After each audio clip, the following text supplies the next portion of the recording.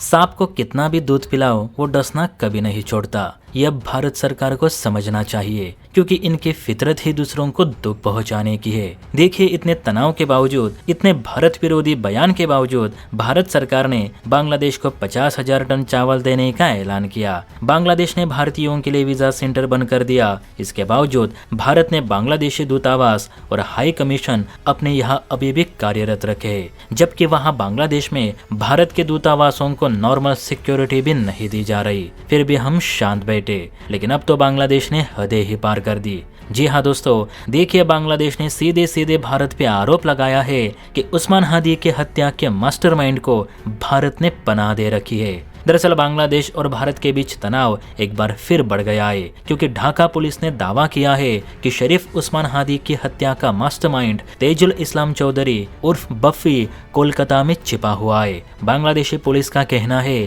कि बप्पी राजारहाट इलाके की झांझन गली में एक 4 मंजिला इमारत की पहली मंजिल पर पनाह लिए बैठा है, जहां उसके साथ 4-5 अन्य अवामी लीग और जुबो लीग के कार्यकर्ता फर्जी पहचान के साथ लगभग 1 साल से छिपे हुए हैं। ढाका पुलिस के डिटेक्टिव ब्रांच ने 6 जनवरी 2026 को 17 लोगों के खिलाफ चार्जशीट दाखिल की, जिसमें मुख्य रूप से बप्पी का नाम शामिल है। ढाका डिटेक्टिव ब्रांच का कहना है कि बप्पी ने ही हत्या की पूरी साजिश रची थी और भारत उसे पनाह दे रहा है। ढाका पुलिस के इस आरोप से बांग्लादेशी कट्टरवादी अब और भी अग्रेसिव तरीके से भारत विरोधी अभियान चला रहे और भारतीय लोगों को टॉर्चर भी किया जा रहा है। हालांकि भारत ने इन दावों से साफ इनकार कर दिया है। भारत की ओर से कहा गया कि उनके पास ऐसी कोई भी जानकारी नहीं है कि उस्मान हादी का आरोपी कोलकाता में छिपा है। उल्टा ये भारत को बदनाम करने की कोशिश है। अब इसी पर गुस्सा होकर भारतीय सलाहकारों ने सरकार से निवेदन किया है